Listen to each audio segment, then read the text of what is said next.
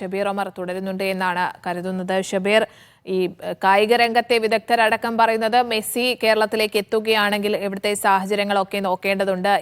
ഇത്തരത്തിൽ മെസ്സി കേരളത്തിലേക്ക് വരുന്നു എന്ന് പറഞ്ഞപ്പോൾ തന്നെ ചില സംശയങ്ങളൊക്കെ ഉണ്ടായിരുന്നു. അത്തരത്തിൽ മെസ്സിയെയും ആ ടീമിനെയും കേരളത്തിലേക്ക് എത്തിക്കാൻ സാധിക്കുമോ എന്ന്. അതേ സമയം തന്നെ ഈ കായിക പ്രേമികളൊക്കെ തന്നെ വലിയ ആവേശത്തിലായിരുന്നു. അതോടൊപ്പം തന്നെ കേരളത്തിലേക്ക് മെസ്സിയെ, ഈ അർജന്റീന ടീമിനെ കൊണ്ടുവരാനുള്ള സംസ്ഥാന കായിക വകുപ്പ് നടത്തിയ ഈ വലിയ ഇടപെടലുകളൊക്കെ തന്നെ വലിയ പ്രശംസ അർഹിച്ച ഒരു സമയം കൂടി ഉണ്ടായിരുന്നു. അതിന് പിന്നാലെയാണ് ഇപ്പോൾ ഒക്ടോബർ 25-ന് വരും എന്ന് ഒരു ഘട്ടത്തിൽ പറയുന്നു, ഒരു പ്രഖ്യാപനം അല്ലെങ്കിലും അത്തരത്തിൽ പറയുന്നു. അതിന് പിന്നാലെ വീണ്ടും അതായത് ഈ ദിവസമോ അല്ലെങ്കിൽ വരുമോ എന്നത് ഒന്നും തന്നെ പറയാൻ പിന്നീട് മന്ത്രി തയ്യാറാകുന്നില്ല. അപ്പോൾ മൊത്തത്തിൽ ഒരു അവ്യക്തത ഉണ്ടല്ലേ ഈ കാര്യത്തിൽ, വരുമോ ഇല്ലയോ എന്നതിൽ? തീർച്ചയായും ഇത് സംസ്ഥാനത്തിന്റെ കായിക വകുപ്പ് ഈ സമീപകാലത്ത് തുടങ്ങിയതല്ല. അർജന്റീനിയൻ ടീമിനെ അല്ലെങ്കിൽ മെസ്സിയെ കേരളത്തിലേക്ക് എത്തിക്കാനുള്ള ശ്രമങ്ങൾ കഴിഞ്ഞ കുറെ നാളുകളായി അതുമായി ബന്ധപ്പെട്ട ശ്രമങ്ങൾ നടക്കുന്നുണ്ട്. മന്ത്രി വി അബ്ദുറഹ്മാൻ അർജന്റീനിയൻ ടീമുമായി ബന്ധപ്പെട്ട് ഒരു ചർച്ച നടത്തുകയും ചെയ്തു. അതിനുശേഷമാണ് അദ്ദേഹം ടീം മെസ്സി കേരളത്തിലേക്ക് വരുമെന്ന് നേരത്തെ പറഞ്ഞത്.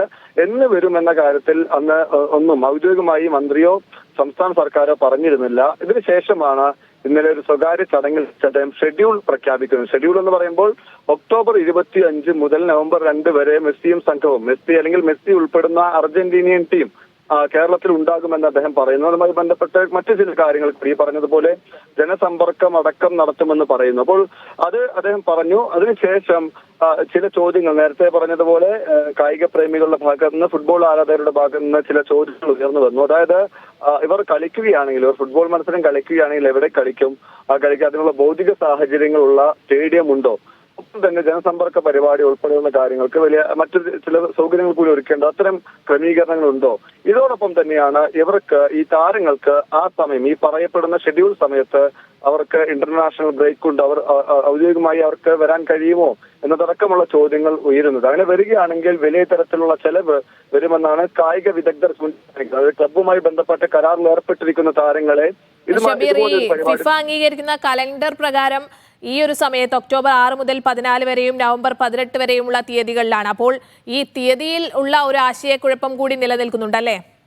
തീർച്ചയായും ആ സമയത്ത് ഫിഫയുടെ ഔദ്യോഗിക കലണ്ടർ പ്രകാരം ആ സമയത്ത് താരങ്ങൾ ചില ഈ ക്ലബ്ബുമായി ബന്ധപ്പെട്ട മത്സരങ്ങൾ ഉണ്ടാകും. ആ നിലയ്ക്ക് ക്ലബിന്റെ കരാർ അനുസരിച്ചുള്ള നടപടികൾ താരങ്ങൾക്കുണ്ടാകും. അപ്പോൾ അവരെ എത്തിക്കണമെങ്കിൽ, ആ ടീമിനെ ഒന്നാകെ എത്തിക്കണമെങ്കിൽ വലിയ തരത്തിലുള്ള ചെലവ് കൂടി വരുമെന്നാണ് കായിക വിദഗ്ധർ ചൂണ്ടിക്കാണിക്കുന്നത്. ക്ലബ്ബുമായി ബന്ധപ്പെട്ടടക്കമുള്ള നടപടിക്രമങ്ങൾ പൂർത്തിയാക്കേണ്ടതുണ്ട്. അപ്പോൾ അതുമായി ബന്ധപ്പെട്ട് കൂടി സാമ്പത്തിക ചെലവ് വരും.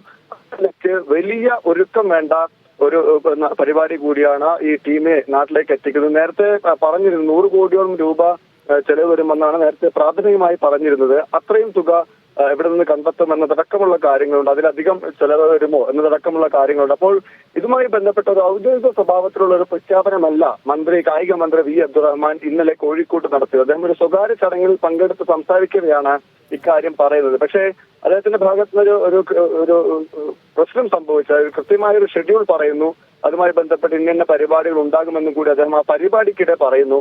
ഇതിനുശേഷമാണ് ഇത്തരം ചോദ്യങ്ങൾ വരുന്നത്. ഈ പറയുന്നത് എങ്ങനെയാണ്, എന്ത് അടിസ്ഥാനത്തിലാണ് ഈ ടീം വരുമെന്ന് പറയുന്നത് എന്ന ചില ഗൗരവകരമായ ചോദ്യങ്ങൾ ഉയർന്നു വരുന്നത്. ഇതിനുശേഷമാണ് മന്ത്രിയുടെ പ്രതികരണം നമ്മൾ തേടുന്നതും. പക്ഷേ ഈ വിഷയത്തിൽ പിന്നീട് തുടർ പ്രതികരണങ്ങൾ നടത്താൻ മന്ത്രി തയ്യാറായിട്ടില്ല. വരുമെന്ന് പറയാനോ അല്ലെങ്കിൽ വരില്ലെന്ന് പറയാനോ, ഈ പറഞ്ഞ കാര്യം നിഷേധിക്കാനോ ആ ഷെഡ്യൂൾ നിഷേധിക്കാനോ ഒന്നും മന്ത്രി തയ്യാറാകുന്നില്ല എന്നുള്ളതാണ് ശ്രദ്ധേയം. അദ്ദേഹം അതുമായി ബന്ധപ്പെട്ട് ഇപ്പോഴൊന്നും പറയാനില്ല, പിന്നീട് പറയാമെന്നുമാണ് മന്ത്രി പറയുന്നത്. എന്തായാലും ഈ വിഷയം വലിയ തരത്തിലുള്ള വാർത്തകൾ വരുന്നു. അതിനുശേഷവും ഇപ്പോൾ വരുമോ വരില്ലയോ എന്ന ആശയക്കുഴപ്പം നിലനിൽക്കുമ്പോഴും സർക്കാരിന്റെ ഭാഗത്തുനിന്നോ മന്ത്രിയുടെ ഭാഗത്തുനിന്നോ ഒരു വിശദീകരണവും ഔദ്യോഗിക വ്യക്തതയും വരുന്നില്ല എന്നുള്ളതും ശ്രദ്ധേയമാണ്. സ്നേഹ. ശരി ഷബീർ, കായിക കേരളത്തിൽ തന്നെ വലിയ ഉണർവാകും എന്ന് പ്രതീക്ഷിച്ചതാണ് മെസ്സി, അർജന്റീന പോലുള്ള ഒരു ടീം കേരളത്തിലേക്ക് എത്തുന്നത്. അത് നമ്മുടെ ഈ എല്ലാ കായിക മേഖലയ്ക്കും വളരെ ഉണർവുണ്ടാക്കും എന്നൊക്കെ തന്നെ രീതിയിലുള്ള പ്രതികരണങ്ങളൊക്കെ തന്നെ വന്നതാണ്. ആ സാഹചര്യത്തിലാണ് ഇത്തരത്തിൽ ഒക്ടോബർ 25-ന് വരും എന്ന് ഇന്നലെ പറയുന്നു. എന്നാൽ അതിൽ ഇന്നിപ്പോൾ വ്യക്തതയില്ല. ഈ ദിവസം മാത്രമായിരുന്നില്ല, 2 സൗഹൃദ മത്സരങ്ങൾ ഉണ്ടാകും എന്ന കൂടുതൽ കാര്യങ്ങളൊക്കെ തന്നെ മന്ത്രി ഇന്നലെ പറഞ്ഞതാണ്. എന്നാൽ ഇന്നിപ്പോൾ മാധ്യമപ്രവർത്തകർ ചോദിക്കുമ്പോഴാണ് അടിമുടി അവ്യക്തതയിലേക്ക് കാര്യങ്ങൾ പോകുന്നത്.